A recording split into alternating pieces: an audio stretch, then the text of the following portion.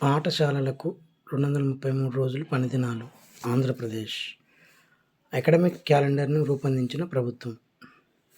రాష్ట్రంలో పాఠశాలలు ఈ విద్యా సంవత్సరంలో 233 రోజులు పనిచేయనున్నాయి. మొత్తం 315 రోజులు కాగా ఇందులో 82 రోజులు సెలవులు ఉన్నాయి. ఈ మేరకు పాఠశాల విద్యాశాఖ అకాడమిక్ క్యాలెండర్ను రూపొందించింది.